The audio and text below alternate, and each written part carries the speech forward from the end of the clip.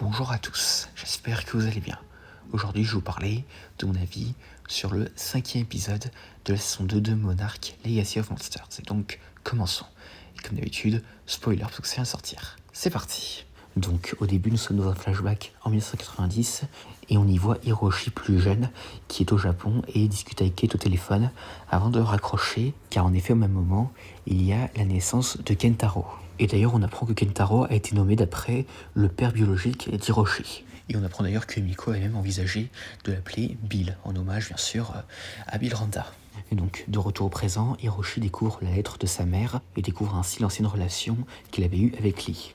Et comme on l'avait pensé, c'est à cause de ça que Bill a laissé tomber Hiroshi. Et pendant ce temps, au sud du Chili, à l'endroit où Keiko, Lee et Bill avaient rencontré Kokai, Apex a établi un camp. Et entre-temps, on apprend que les Leafwing en français, ils s'appellent les Folioptères. Et avec le code de May, Apex envisage de contrôler Kokai qui devrait arriver dans pas longtemps.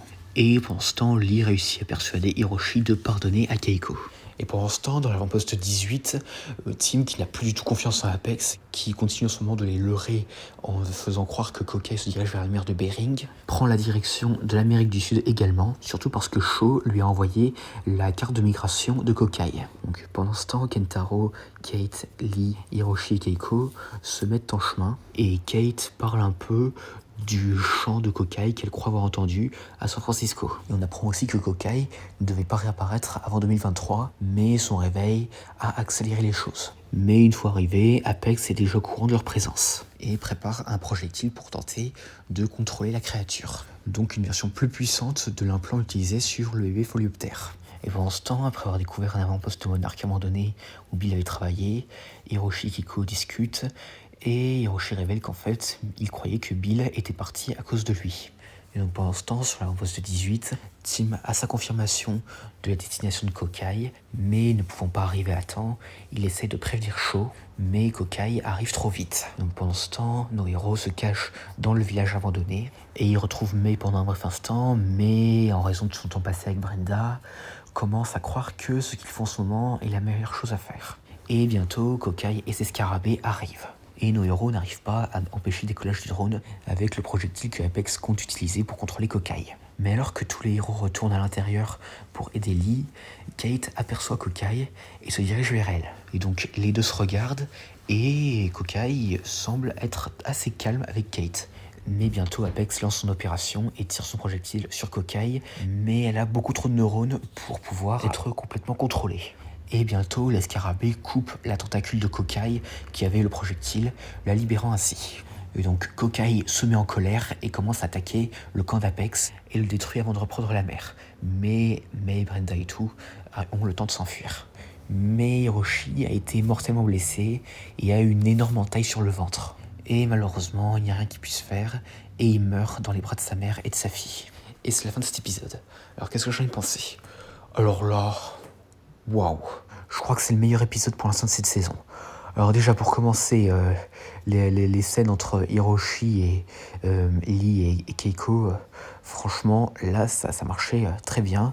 Et on peut comprendre ainsi un peu mieux le background d'Hiroshi là. Et aussi alors par contre là, May c'est un peu une traîtresse là par contre. Et franchement, et d'ailleurs au passage la nouvelle mention à Walter Simmons là, ça fait toujours plaisir et on se demande toujours quand est-ce qu'on va voir d'autres personnages des films débarquer dans cette série. On a besoin du Dr Serizawa, mais bon. Et par contre, le fait que Apex puisse contrôler et tuer les titans intentionnellement, bon bien sûr ils ont échoué là, mais bon, ça c'est quand même hallucinant. Et surtout quand c'est un titan qui est capable d'affronter Godzilla et Kong. Alors par contre, comment Apex n'a pas prévu que Kokai avait trop de neurones et ni même pensé que le scarabée l'aiderait. Enfin voilà, c'est un peu bizarre là. Et alors franchement, la connexion entre Kate et Kokai, alors là, waouh, là je demande à en voir plus là. Je demande à en voir plus là, parce que là franchement c'était très impressionnant comme scène. Et d'ailleurs, Kokai c'est vraiment le premier titan hors Godzilla, Kong et Mothra à avoir une connexion comme ça avec un humain. Et alors par contre Apex, là c'était vraiment des bons à rien, parce que là tout ce qu'ils ont réussi à faire c'est Hiroshi. Donc encore un personnage intéressant qui meurt. Sérieusement, Kokai, arrête de tuer les personnages intéressants dans cette série. D'abord Verdugo, et maintenant Hiroshi quoi. Et en plus de ça, la pauvre Keiko, elle a perdu son mari et maintenant son fils. Mais par contre, Hiroshi, c'est pas vraiment la seule victime, parce que Kokai, c'est aussi un peu une victime. Parce que là, vraiment, dans les moments... on l'a vu juste avant que Apex ne la mette en colère quand il essaie de la contrôler. Mais, enfin, vraiment, le vrai antagoniste de cette saison, c'est vraiment Apex. C'est pas vraiment Kokai. Même si, bon, malheureusement, avec le trailer, on dirait qu'il est bien parti pour se prendre une tatane de Godzilla ou de Kong, dont une qui risquerait d'être fatale. Mais bon, on verra comment ça sera exécuté, mais malheureusement pour Kokai, on sent qu'elle est bien partie pour devenir un antagoniste assez tragique dans cet univers. Et là, j'avoue qu'une part de moi n'a pas vraiment envie qu'elle meure. Mais bon, en tout cas, avec ce scénario catastrophe qui vient se produire chez Apex, on sent qu'il va y avoir des conséquences. Et d'ailleurs, je serais même pas étonné qu'on ait un petit tease de Mechagodzilla vers la fin de cette saison.